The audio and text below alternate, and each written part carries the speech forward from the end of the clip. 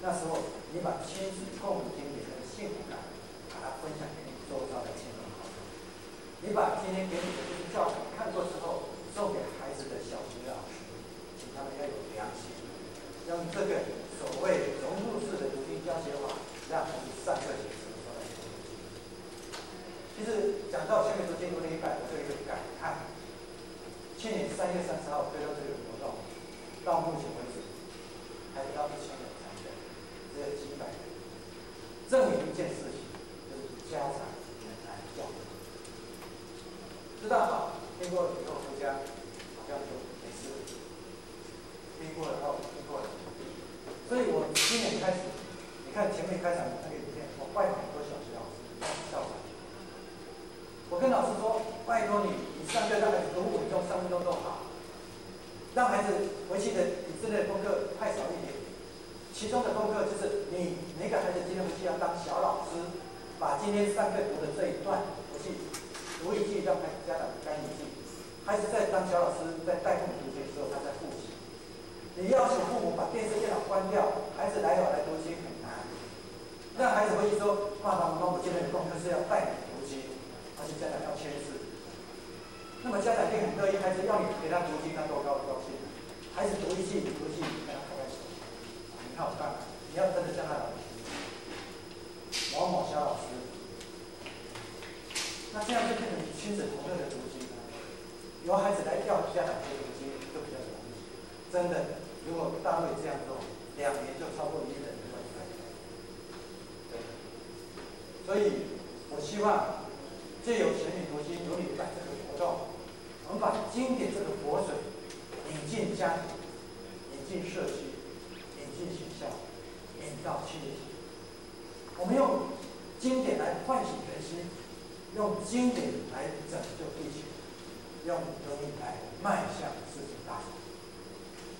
那么，这个陈信杰老师昨天跟我提到，说让我今天有一点时间。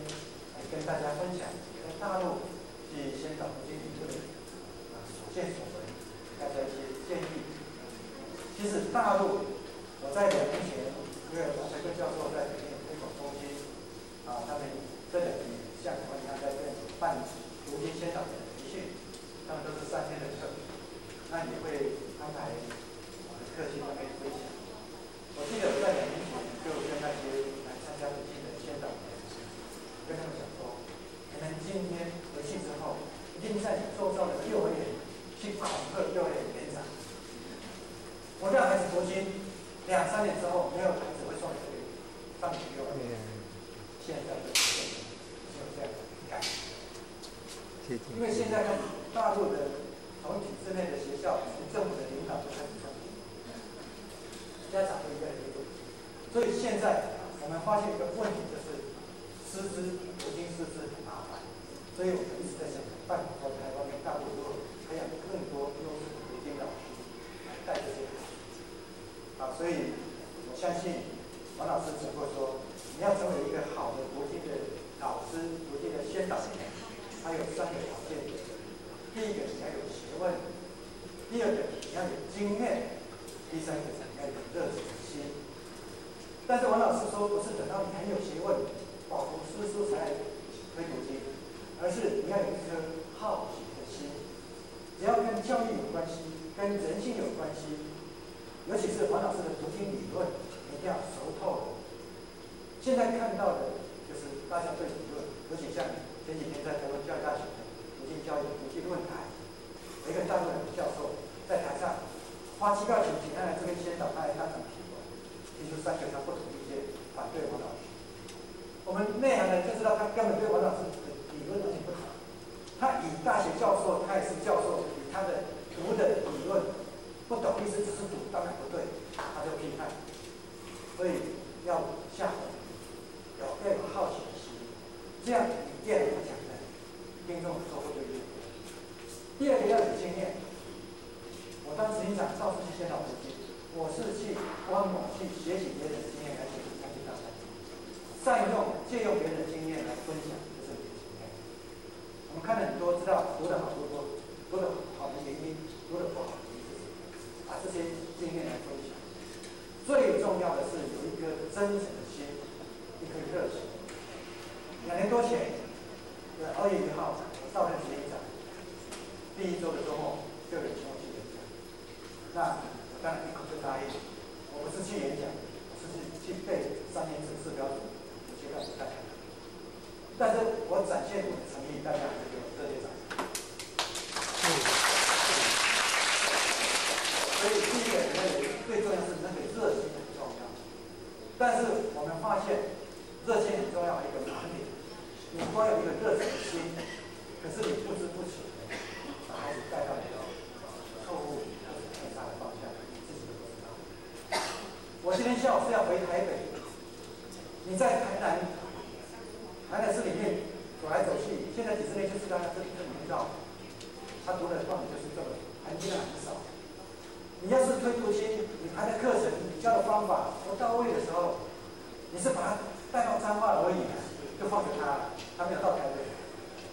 所以你要把读音教理论熟透的知道是什么先读，怎么读才有效果，你这样才真正对孩子好。否则他跟以前比，像天才一样，没有使用前使用后，读几首唐诗，读个30集就很了不起，这个太厉害了，比起他的东西，他简直就是天才一样。可是你去当他的那个大爱国家还是什么样子？他的气质，他的一个行为，你就知道说，把孩子带到家里，到带到看。所以你在热心之下，还要去好好下功夫，把读经教理论真的搞。给你的教材先看完之后，让你去打王才会。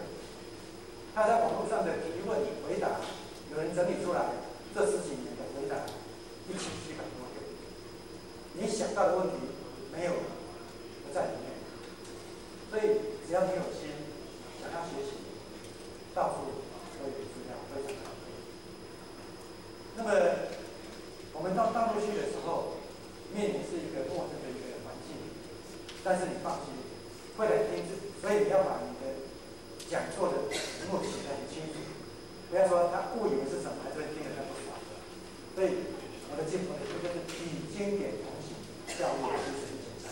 所以我讲那个题目大概就是这个意思。所以他不会来这边落差太大。你以为他看懂题目，结果他来的是不是要读懂，他会有点不好。那最重要是说我们在先导读经教理论的时候，因为大陆对宗教比较敏感，在上课的时候，课堂上他们一定会录影，所以说在课堂上尽量避开宗教的论述。但是像我刚才讲的，还是有一点宗教的禁忌，但是我讲的是比较普遍性的，经过我的实验没事情，不会被拿抓去问，不会啊，就是大概拿捏到这种程度就好。但是私底下，他们其实现在他们大陆的朋友对宗教越来越这种渴望，那是必然，内心渴望智慧，宗教也是生命智慧，所以他越来越觉得自己很空虚，现在慢慢知道我经典很好，宗教很好。所以很多人会请来跟你私底下来问，私底下的是没有问题啊，你了解他，就是说你适当的，就是度有缘人，不要刻意的去公开场合去讲，这样就可以。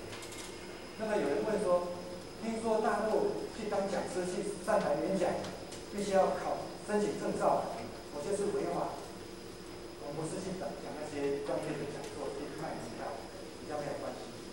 王老师讲了13年。我已经讲了2、3年，大概几十场都有，所以我们是好心好意的去推广流行，而且他们现在政府领导重视这一块，知道我们是在帮忙。我相信王才贵教授到大陆13年了，前2、3年一定会严密跟进，不只是课堂上，私底下都会被跟进，他一定会录像都会被记录。而他们后来很放心，王老师讲的内容是对大陆的流行安定有帮助。而且经过王老师的理论，市场都还算很不错，只是比原来好，不会比原来差。所以他们现在知道说文化的那个断层，现在可靠经典很明显，所以他们也很喜欢去那边宣导。这是华山教育大学的国际论坛，我们邀请多大学就是国外还有大陆的一些教授来参考。我们就特别把北京师范大学4个教授，我们16、17号要论坛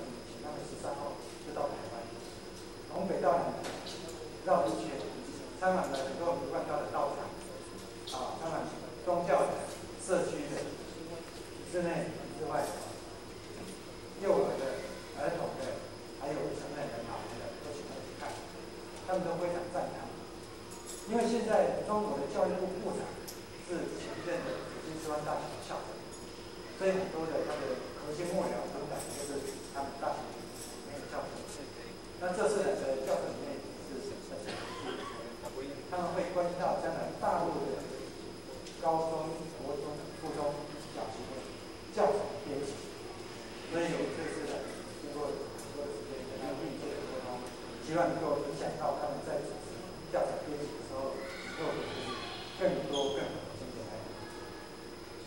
那大概就是简单的跟各位分享。总之，今天真的是好东西，0岁到100岁的这个对个人、对家庭、对社会、整个地球都非常重要。希望大家发现自己要有自己的想法。谢谢各位。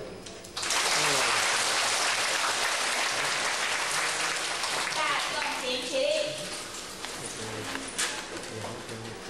感谢执行长慈悲前道鞠躬，坤道鞠躬，再次热烈。